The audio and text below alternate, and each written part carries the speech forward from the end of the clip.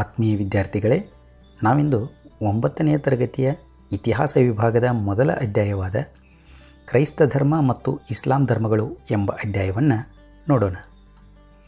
ಈ ಅಧ್ಯಾಯದಲ್ಲಿ ನಾವು ಕ್ರೈಸ್ತ ಮತ್ತು ಇಸ್ಲಾಂ ಧರ್ಮಗಳ ಆರಂಭ, ಯೇಸು ಕ್ರಿಸ್ತ ಮತ್ತು ಮೊಹಮ್ಮದ್ ಪೈಗಂಬರರ ಜೀವನ ಮತ್ತು ಬೋಧನೆಗಳು, ಕ್ರೈಸ್ತ ಮತ್ತು ಇಸ್ಲಾಂ ಧರ್ಮಗಳ ಪ್ರಚಾರ ಮತ್ತು ಕೊಡುಗೆಗಳು ಹಾಗೂ ಕ್ರೈಸ್ತ ಮತ್ತು ಇಸ್ಲಾಂ ಧರ್ಮಗಳ ಪಂಗಡಗಳ ಕುರಿತಾಗಿ ಈ ಅಧ್ಯಾಯದಲ್ಲಿ ಚರ್ಚಿಸೋಣ.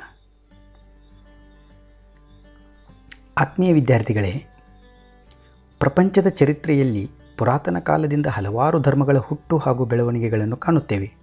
ಅವುಗಳಲ್ಲಿ ಹಿಂದೂ, ಬೌದ್ಧ, ಜೈನ, ಜೊರಾಸ್ಟ್ರಿಯನ್ ಧರ್ಮಗಳು ಸಾಮಾನ್ಯ ಶಕ ಪೂರ್ವ ಶತಮಾನಗಳಲ್ಲಿ ಸ್ಥಾಪನೆಯಾಗಿ ಪ್ರಪಂಚದ ವಿವಿಧ ಪ್ರದೇಶಗಳಲ್ಲಿ ಪ್ರಸಾರವಾದವು.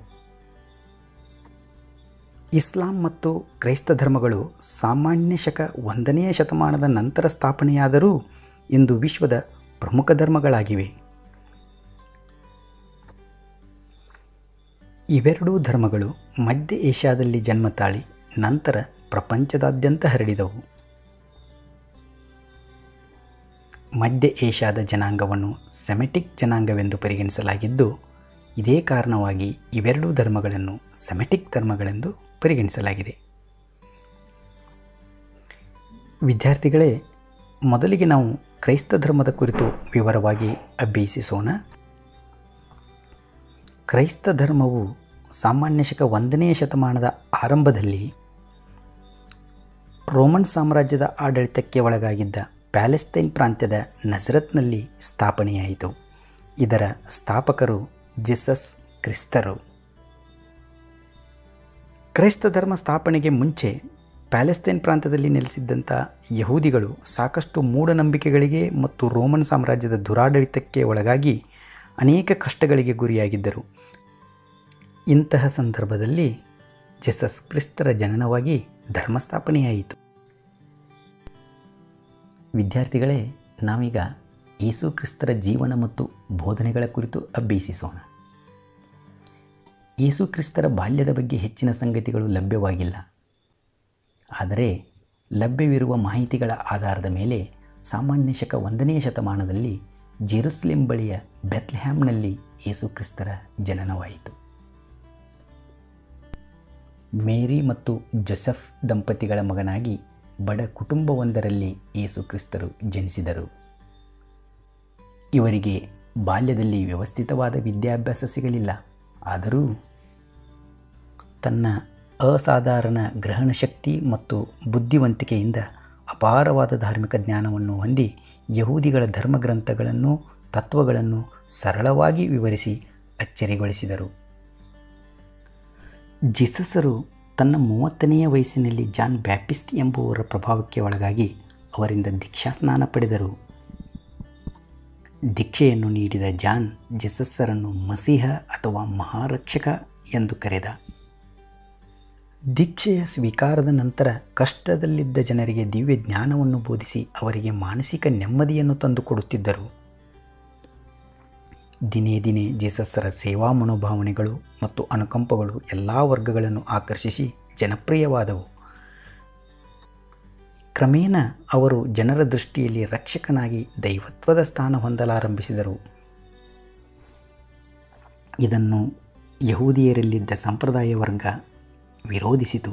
ಇವರು ಜೀಸಸರ ಬಗ್ಗೆ ರೋಮನ್ ಸಾಮ್ರಾಜ್ಯದ ರಾಜ್ಯಪಾಲನಾದ ಪಾಂಟಿಯಸ್ ಪಿಲಾತನಿಗೆ ದೂರನ್ನು ನೀಡಿ ರಾಜದ್ರೋಹದ ಆರೋಪ ಮಾಡಿದರು. ವಿಚಾರಣೆಯ ನಂತರ ಜೀಸಸರನ್ನು ಗೊಲ್ಗೊಥಾ ಎಂಬ ಬೆಟ್ಟದಲ್ಲಿ ಒಂದು ಶುಕ್ರವಾರದ ದಿನ ಶಿಲುಬೆಗೆ ಏರಿಸಿದರು. ಆ ದಿನವನ್ನೇ ಕ್ರೈಸ್ತ ಸಮುದಾಯದವರು ಗುಡ್ ಫ್ರೈಡೆ ಎಂದು ಆಚರಿಸುತ್ತಾರೆ. ಮಕ್ಕಳೇ, ಯೇಸು ಕ್ರಿಸ್ತರ ಸಂಕ್ಷಿಪ್ತ ಜೀವನದ ನಂತರ ನಾವೀಗ ಅವರ ಬೋಧನೆಗಳ ಕುರಿತು ತಿಳಿದುಕೊಳ್ಳೋಣ. ಯೇಸು ಕ್ರಿಸ್ತರು ತಮ್ಮ 30ನೆಯ ವಯಸ್ಸಿನಿಂದ 33ನೇ ವಯಸ್ಸಿನವರೆಗೆ ಪ್ಯಾಲೆಸ್ತೈನ್ ಪ್ರಾಂತದ ಹಲವಾರು ಭಾಗಗಳಲ್ಲಿ ಸಂಚರಿಸಿ ದೈವತ್ವದ ಬಗ್ಗೆ ಸರಳ ಬೋಧನೆಗಳನ್ನು ಮಾಡಿದರು. ಈ ಬೋಧನೆಗಳನ್ನು ಮಾಡುವ ಮೂಲಕ ಮಾನವ ಸಮಾಜಕ್ಕೆ ಶಾಂತಿ, ಕರುಣೆಯ ಭದ್ರ ಬುನಾದಿಯೊಂದನ್ನು ನೀಡಿದರು. ಇವರ ಬೋಧನೆಗಳು ಈ ಮುಂದಿನಂತಿವೆ. ಯೇಸು ಕ್ರಿಸ್ತರ ಬೋಧನೆಗಳು. 1. ದೇವರು ಒಬ್ಬನೇ, ದಯಾಮಯನಾದ ದೇವರು ಸರ್ವಜೀವರಾಶಿಗಳ ತಂದೆ. 2. ಪ್ರತಿಯೊಬ್ಬರಲ್ಲಿ ಸಹೋದರತೆಯ ಭಾವನೆ ಇರಬೇಕು. 3. ಕಷ್ಟದಲ್ಲಿರುವವರನ್ನು ಪ್ರೀತಿಸಿದರೆ ದೇವರನ್ನು ಪ್ರೀತಿಸಿದಂತೆ. 4. ಪರರಿಂದ ಯಾವುದನ್ನೂ ಬಯಸದೆ ನಾವು ಅವರ ಸೇವೆ ಮಾಡಬೇಕು. 5. ಮಾನವನ ಸೇವೆಯು ದೇವರ ಸೇವೆಗೆ ಸಮಾನವಾದುದು. 6. ಮಾನವ ತನ್ನ ತಪ್ಪಿಗೆ ಪಶ್ಚಾತ್ತಾಪಪಟ್ಟರೆ ಅದಕ್ಕೆ ದೇವರಿಂದ ಕ್ಷಮಾಪಣೆ ಇದೆ. 7. ನಿನ್ನ ಶತ್ರುವನ್ನು ನೀನು ಪ್ರೀತಿಸು, ನಿನಗೆ ಕೆಟ್ಟದ್ದನ್ನು ಬಯಸುವವರಿಗೆ ನೀನು ಒಳ್ಳೆಯದನ್ನು ಬಯಸು. ಮಕ್ಕಳೇ, ಯೇಸು ಕ್ರಿಸ್ತರು ಬೋಧಿಸಿದಂಥ 10 ಹಲವು ಬೋಧನೆಗಳಲ್ಲಿ ಅತ್ಯಂತ ಪ್ರಮುಖವಾದಂಥ 7 ಬೋಧನೆಗಳಿವು. ಮಕ್ಕಳೇ, ಯೇಸು ಕ್ರಿಸ್ತರ ಈ 7 ಬೋಧನೆಗಳನ್ನು ನೆನಪಿನಲ್ಲಿಟ್ಟುಕೊಳ್ಳಿ. ಜೊತೆಗೆ ಈ ಬೋಧನೆಗಳಲ್ಲಿನ ಮೌಲ್ಯಗಳನ್ನು ತಮ್ಮ ಜೀವನದಲ್ಲೂ ಅಳವಡಿಸಿಕೊಳ್ಳುವ ಪ್ರಯತ್ನಿಸಿ. ಈ 7 ಬೋಧನೆಗಳನ್ನು ಮತ್ತೊಂದು ಸಾರಿ ಮನಸ್ಸಿನಲ್ಲಿ ಓದಿಕೊಳ್ಳಿ, ಜೊತೆಗೆ ನೆನಪಿಟ್ಟುಕೊಳ್ಳುವ ಪ್ರಯತ್ನಿಸಿ.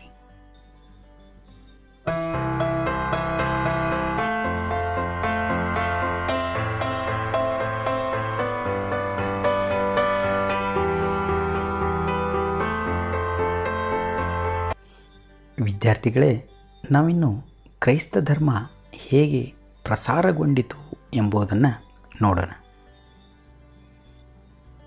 ಜೀಸಸ್ಸರು ಬದುಕಿದ್ದಾಗ ತನ್ನ ತತ್ವಗಳನ್ನು ಪ್ರಪಂಚದ ಎಲ್ಲ ಭಾಗಗಳಿಗೂ ತಲುಪಿಸಿ ಆ ಮೂಲಕ ಕಷ್ಟದಲ್ಲಿರುವವರನ್ನು ರಕ್ಷಿಸಬೇಕೆಂಬ ಜವಾಬ್ದಾರಿಯನ್ನು ಮತ್ತು ದೀಕ್ಷೆಯನ್ನು ತನ್ನ 12 ಜನ ಶಿಷ್ಯರಿಗೆ ವಹಿಸಿದರು. ಆ 12 ಜನ ಶಿಷ್ಯಂದಿರನ್ನೇ ನಾವು ಅಪೋಸಲ್ಸ್ ಎಂದು ಕರೆಯುತ್ತೇವೆ.